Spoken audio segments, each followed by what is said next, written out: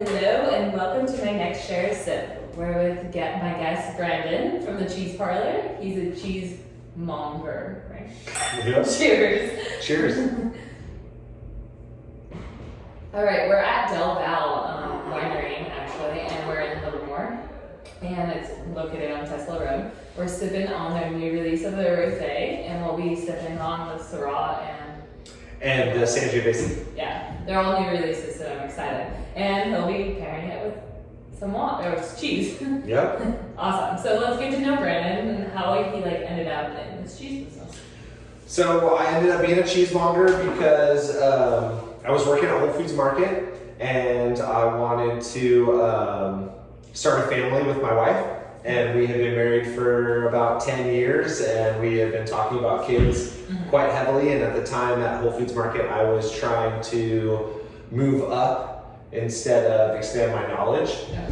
And when we had my son Wyatt, I needed a really good schedule that was very specific to my needs because my wife's a teacher at Las Positas College. Okay, cool. And I wanted to have a good schedule. So being a cheesemonger in the specialty department is all mornings and my wife was teaching at night. Oh, cool. So I just took the job to get the schedule that I wanted. Did you like cheese before then?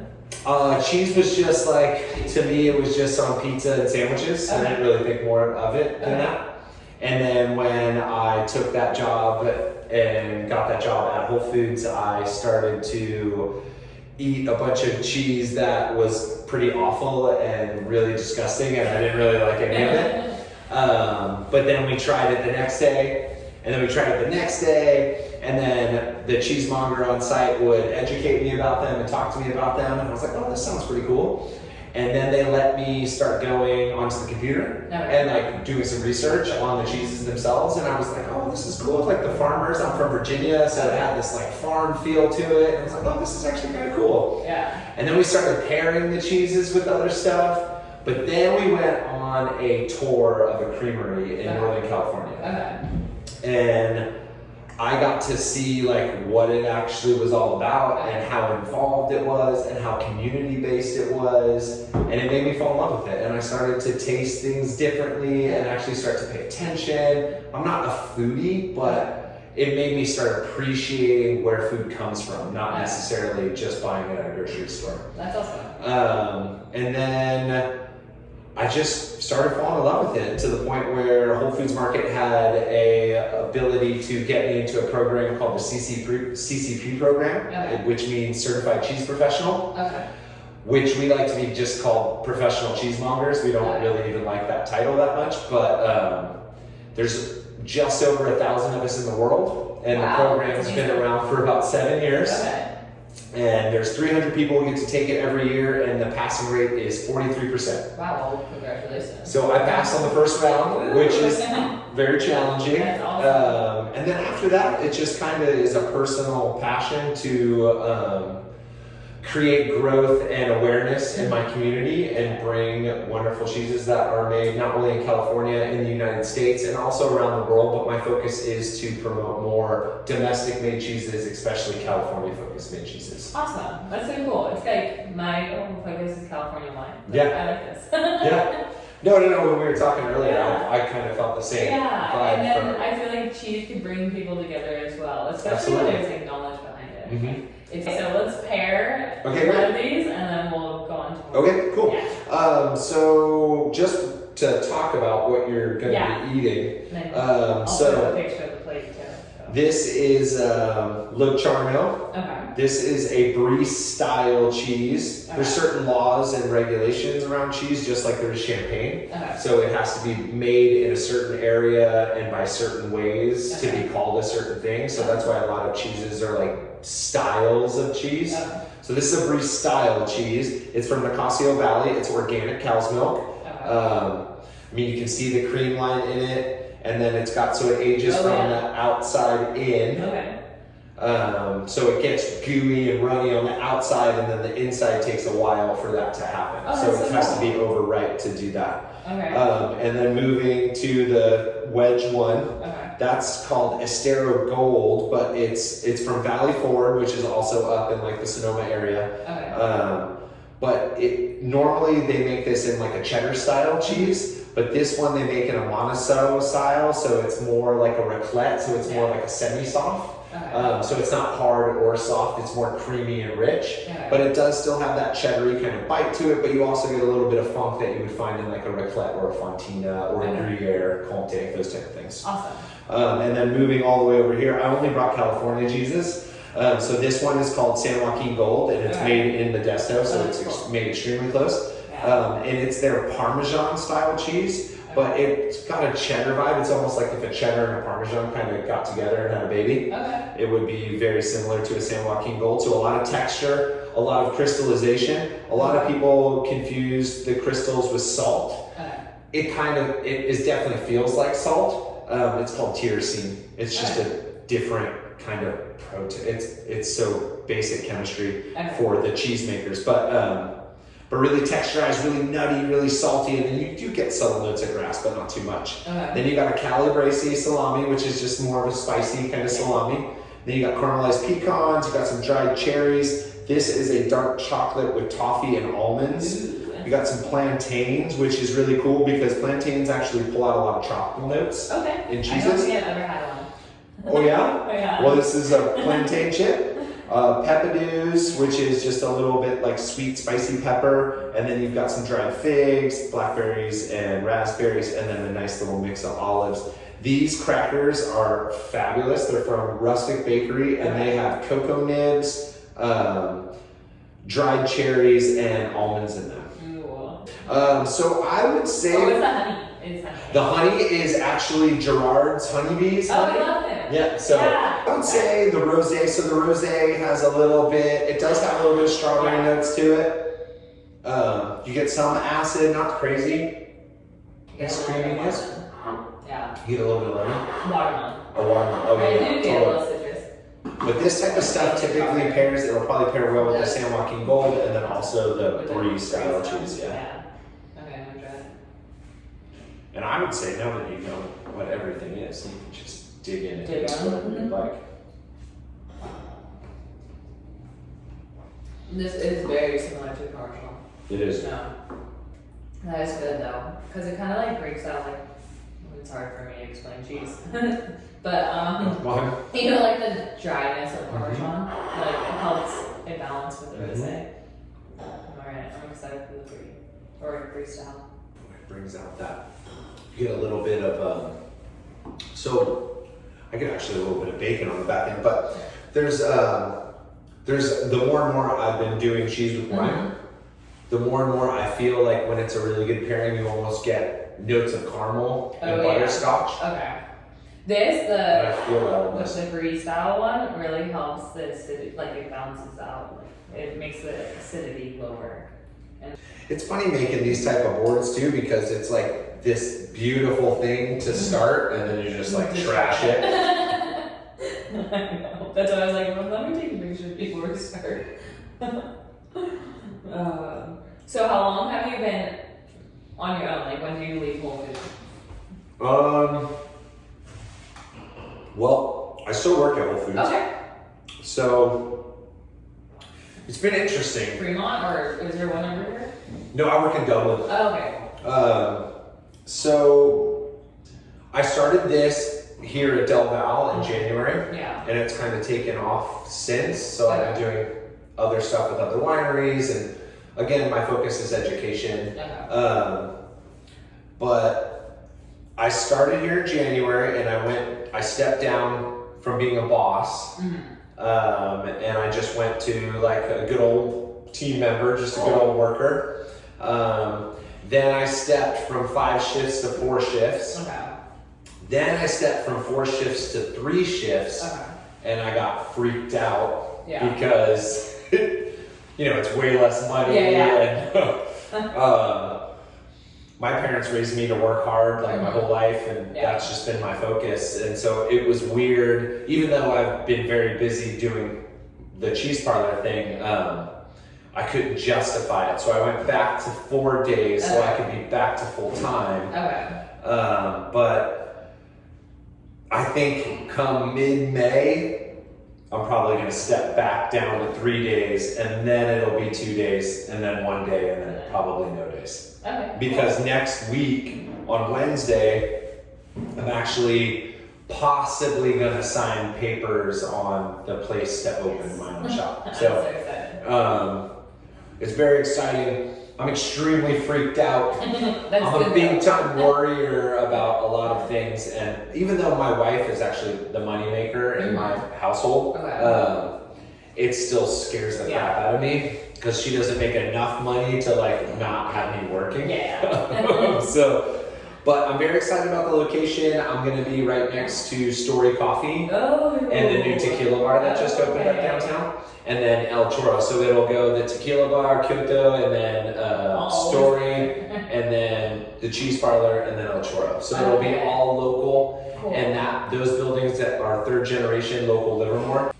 All right, so now we're moving on to the Sangiovese from Delle Valle. And now we're going to talk a little bit about your future shop. Okay, Hopefully cool. we'll soon open. Okay, so tell us like what it is, what you're going to offer, and Yeah. Okay, so I'm going to open a proper cheese shop. Okay. So it will be a proper cheese counter with array of 90 to 125 cheeses on any given day. 90% of the cheeses will be domestically made, so made in the United States. Hopefully most of them made in California.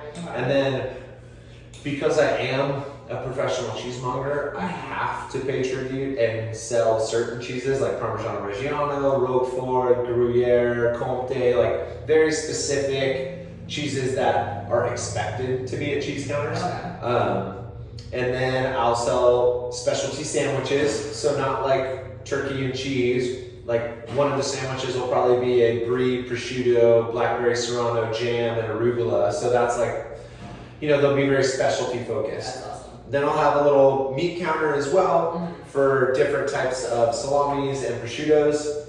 I will sell only Livermore Valley wines, and I will sell 4 local beers on tap, a local cider from Blindwood, and then I will also sell 4-pack cans of beers as well. I'm also going to try to focus on having a lot of actual makers on site for the classes. So if I have a creamery, if I have a cheese educational class, then I'm going to try to have a cheesemaker there on site talking about not only cheese making and cheese in general, but also talking about the cheese that they're making and sampling those cheeses. Okay, that's awesome. Yeah. That's cool. And right now you do have cheese education classes. I do have cheese education classes. Right now I'm doing them either at wineries or I've done a couple at breweries. I've done a couple at Whole Foods Market. Obviously COVID has had restrictions on that. But they're starting to get more and more because everything's starting to open up more and more. And right now I'm doing a lot of my classes at Good Morning Maxwell. Cool. So if you want to learn more about cheese, make sure. Actually, it's very interesting. I'm hoping for September. Okay. That's cool. my goal. That's awesome. Well, stay tuned. Follow me. Yeah. All right. So we are drinking the Sangiovese, and I have never had it before. I would assume the staff here told me that it's got a lot of fruit forwardness, so I would assume it's going to pair very well with the brie. It might actually pair with all 3 of these cheeses, but I would assume brie first, and then maybe the Estero Gold, which is the more wedge one. But if it is fruit focused, like they're saying, I bet it'll pair really well with the chocolate. And it's a joke. I get that very well. And I wish we had some bluebird chocolate, but we don't. I had some last night. It was amazing. It is very good. Caramel is the best. So it's funny to, believe it or not, I make a lot of cheese boards at my house for me and my wife, but they're a lot simpler and they're not like as packed as a lot of like the cheese boards you see made by me and other people. I'm more of a purist when it comes to cheese, so I don't eat it with a lot of stuff. Yeah. So it's always funny to like sit down and eat what I've made. Yeah. You're like, oh, this is what it is. Yeah. It's real, actually this cheese with the honey, and that is really good. Maybe try it with the honey. And the honey just. But a lot of the times for dinner, me and my wife will literally sit down and just eat a cheese board instead of Dinner. eating dinner. Yeah. No, sorry. Like, does it get tough eating a lot of cheese? I post all the time with like cheeses in front of me, and then there's some wine over here and some beer, and I just hashtag homework. But sometimes it's the coolest homework in the world. Sometimes it's a job. I know. Unfortunately, and I don't like to look at it that way, but yeah. sometimes like I have my kids' little league game, and then I have this, and then I gotta go to work, and then I've gotta make a board for somebody, and then I've gotta make 2 phone calls, and then I gotta make sure I follow up on this, and then I gotta eat some cheese instead of just chilling out and watching the A's game because I'm like a diehard A's fan. Oh, yes, go A's. It is work sometimes, unfortunately. Alright, so we'll go to the next one. Alright. We're gonna learn about cheese facts. So now we're gonna try the Cabernet. It's not a new release, but one of Del Val's wines. Cabs are my favorite, so I'm excited. Oh, okay. Cheers. Cheers.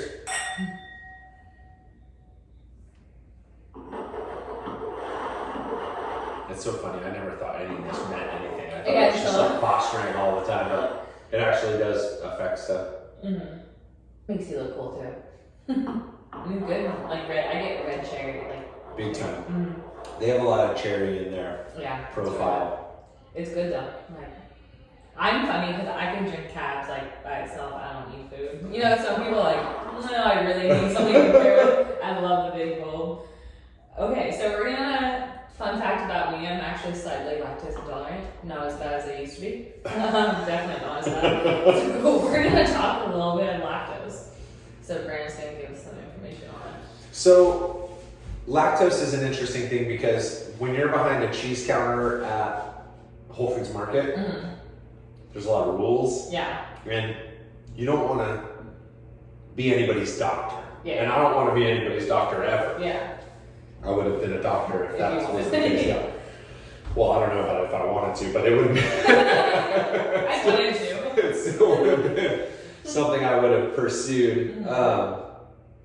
But so cheese making is the breakdown of lactose into lactic acid. So you're actually, the whole idea of cheese making is to not have lactose in. And I think, so before we even like move further, what is lactose? Yeah. It's like gluten. Okay, yeah. When people talk about being gluten-free, to be honest, I don't think a lot of people even realize what the hell gluten is. Mm-hmm. And I don't think a lot of people realize what lactose is, because I know I didn't know what the hell it was when people, my thing was, well, they're talking about milk, and they're talking about dairy, so it must be fat. It's gotta be fat, like what else would it be? Mm-hmm. But it's not, it's milk sugar. Like I had no idea. Yeah. So lactose is actually the sugar content of milk, and it's like a dairy extract almost, right? So cheese making is the breakdown of lactose. So most cheeses are actually lactose free after like the first couple weeks. Okay. But being a proper cheesemonger, the rule is more 3 months. Okay. And then people who are specific about it, like, hey, I'm lactose, but I want to eat cheese. Is there cheeses that I can eat? Mm-hmm. You want to go about 18 months and over. Okay, so age-wise. Age-wise. Okay. So when you hit about 18 months, like, you shouldn't have to worry about lactose whatsoever. Okay. Like, at all. And a lot of cheeses nowadays call out the fact that they're lactose. Okay. So Parmesan Reggiano is lactose free. Okay. And they're very specific about it. Like, we are lactose free. Yeah. There's a company called Boof, which makes buffalo mozzarella out of Colombia. And they're a fresh, young cheese, and they're lactose free. Okay. And then there's aged Goudas that hit 18 months lactose free. So it's, a lot of people will come into the shop and they'll be like, my doctor says I can only eat goat's milk because I'm lactose free. Mm-hmm. And it's like, well, that's funny because if you look at the lactose scale of cow versus goat, it's cow is 4.6 and goat's 4.4. Okay. Or cow's 4.8 and goat's 4.6 and sheep's 4.7. It depends on the breed, it depends on the animal and like the pasture, a bunch of different stuff. Yeah. But it's more how, so I'm not saying that those people are wrong. What I'm saying is that's your body. Yeah. And your body saying, I don't like this, Yeah. but I like it if it's goat's milk. Mm-hmm.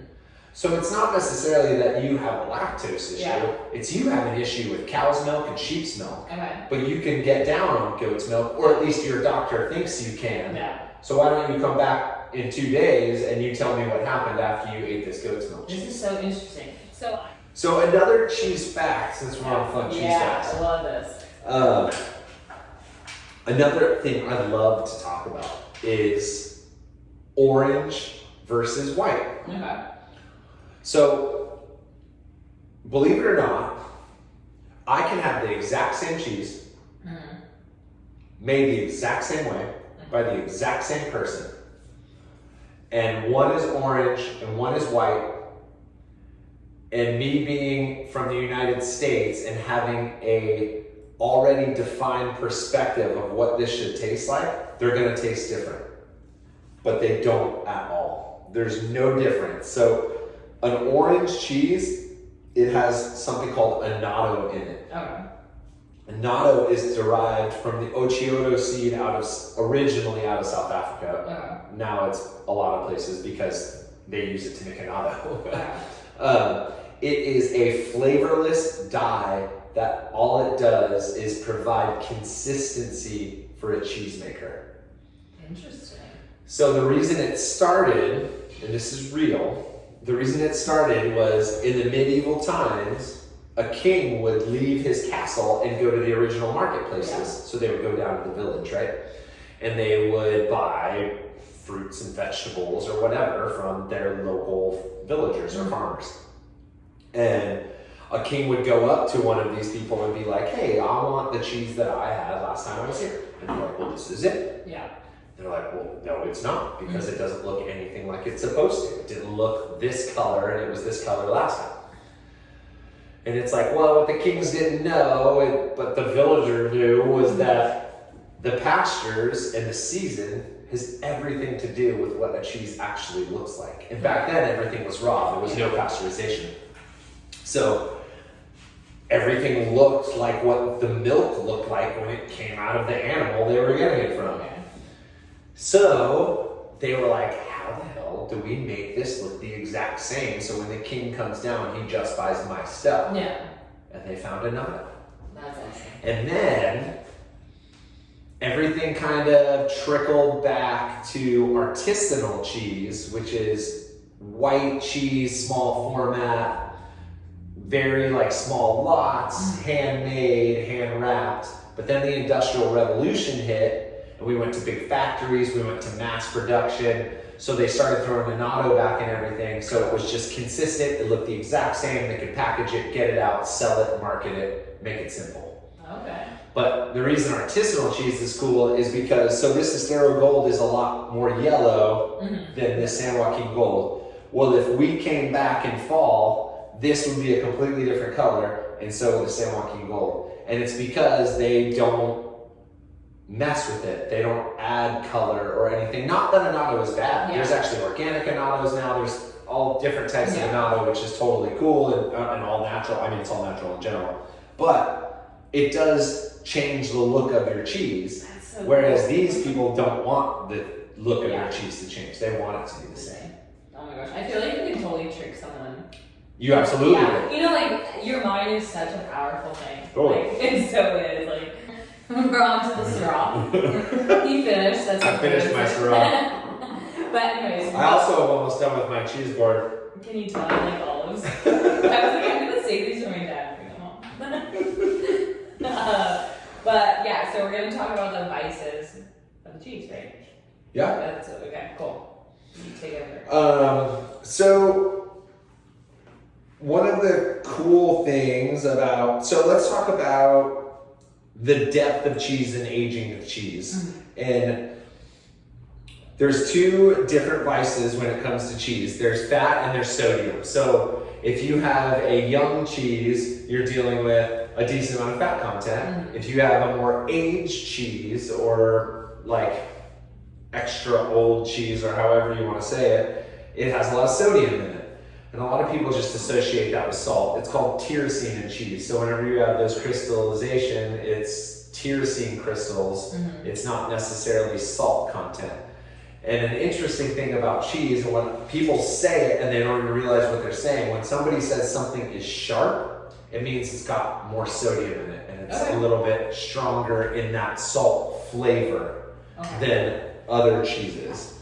So when you're eating an aged cheddar or an aged Gouda or a like really aged Alpine style cheese, and it's really dry and salty, it's extra sharp or extra aged. So if you are worried about fat content, don't eat brie style cheeses. If you're worried about sodium content, don't eat super aged cheeses. You should be focused more on younger cheeses or semi-soft, like finding that middle ground a lot of the times. And to connect it to the Syrahs are nice because depending on the Syrah, right? Syrahs tend to be a little bit peppery and then a little bit more earthy sometimes, not as much jam aspect. So with that, you want to go with more of the aged cheeses because it's going to complement the flavors. Whereas you go with the brie style cheeses, it's more overpowering and it doesn't really connect as well. And then do you have a favorite cheese? Taleggio. Yeah. Taleggio is my favorite cheese because it's the cheese that got me into cheese. Okay. And then what was your favorite wine out of this tasting? I really enjoyed the Sangiovese.